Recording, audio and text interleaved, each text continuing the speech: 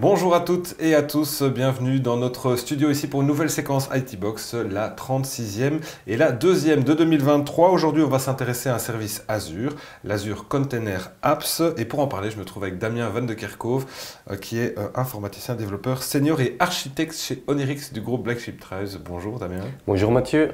Alors, quand on parle d'Azure Container Apps, ça veut dire quoi?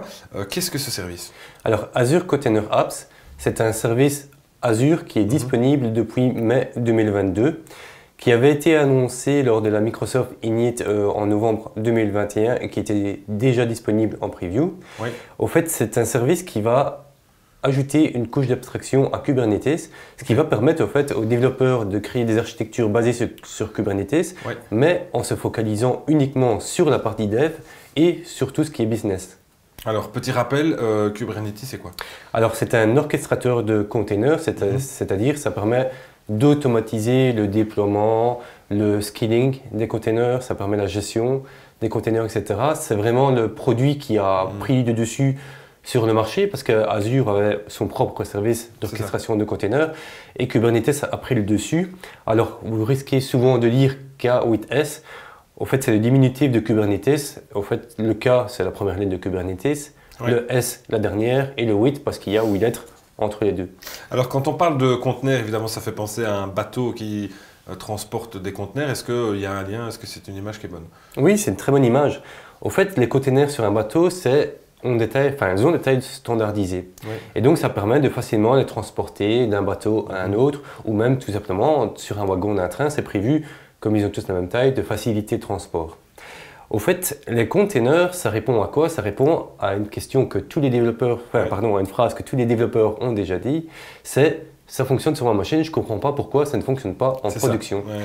Alors, en fait, ça ne fonctionne pas en production, tout simplement parce qu'on a oublié par exemple de mettre un droit d'accès sur un fichier, ou par exemple la version du .NET qui est sur la version du développeur, sur le PC du développeur n'est pas la même version que celle qui est en production, et donc voilà, c'est tous des soucis qu'on peut rencontrer sans la containerisation en fait.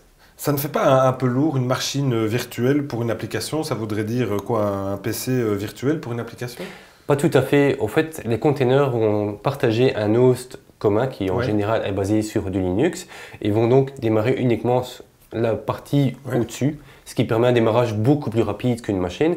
Et alors au niveau de la taille, il existe une distribution Linux qui s'appelle Alpine, qui est vraiment extrêmement légère et créée justement pour les containers. Elle fait à peine quelques mégas. Donc une application qui va se lancer sur une image de type Alpine, elle ne dépassera pas quelques mégas en fait. Et donc c'est cette containerisation qui garantit de ne plus entendre, mais ça marche sur ma machine? C'est bien ça, parce qu'en fait, le fait de containeriser l'application, on va mettre dans ce container la bonne version du .NET ou de Java ou de PHP, peu importe, mais aussi toutes les dépendances que l'application a besoin.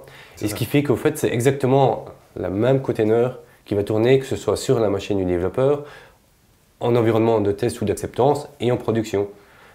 Et alors, c'est pas tout à fait aussi magique parce qu'il y a aussi évidemment la configuration. Donc, si on a un lien vers une base de données, on ne va pas pointer vers la même base de données en dev et en prod.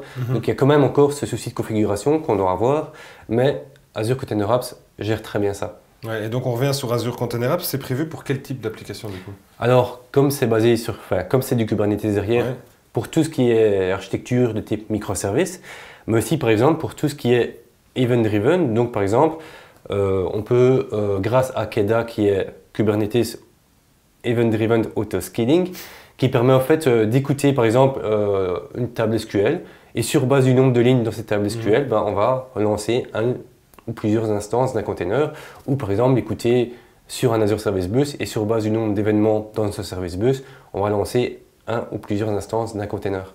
En quoi cela simplifie-t-il l'utilisation de Kubernetes? Alors tout simplement, on va se débarrasser de tout ce qui est infrastructure de Kubernetes.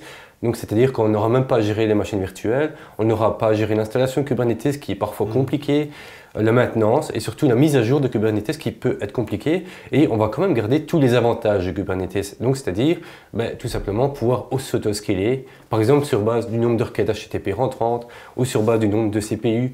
On va aussi avoir tous les avantages de ce qu'on appelle les probes. Alors les probes, ça va aller vérifier l'état d'un conteneur. Par exemple, quand un container démarre, il va peut-être prendre un petit peu de temps, et donc il ne faut pas envoyer des requêtes HTTP sur ce container le temps qu'il démarre. Ou tout simplement, il peut être dans un état frisé pour une raison quelconque, et Kubernetes va relancer ce container automatiquement, et ça apporte aussi des sécurités, notamment via ce qu'on appelle l'ingress. Ouais, c'est quoi ça l'ingress? C'est la porte d'entrée? C'est ça, en fait. On peut dire pour une container app, on peut lui dire, soit elle peut être accédée de façon publique, soit on ferme complètement l'accès à la container apps, ou on peut dire qu'il y a seuls les autres container apps de ton même environnement qui peuvent accéder à ta container app. Et donc ça apporte en fait une sécurité au niveau des accès. Ok, et alors dernière question, lorsque je lance une application, je peux me connecter avec mes comptes Facebook, Google, est-ce que c'est possible avec Container App? Oui, en fait, Container App a déjà prévu ça sous forme de sidecar. Donc un sidecar, en fait, c'est prévu pour gérer une complexité que l'application ne devra pas gérer. Et dans ce cas-ci, c'est l'authentification. Comment ça va se passer? On va vraiment avoir un sidecar en entrée qui va se placer vraiment devant notre container. Donc c'est un deuxième container qui va tourner devant le nôtre. Et toutes les requêtes HTTP qui vont arriver via l'ingress vont passer par ce sidecar qui va fonctionner comme un reverse proxy et qui va gérer cette authentification. Alors cette authentification, on peut lui définir plusieurs providers.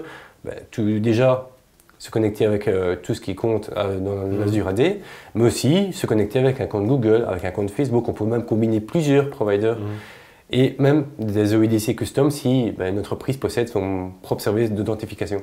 Merci Damien pour tous ces renseignements sur l'Azure Container Apps. Merci à vous de nous avoir suivis.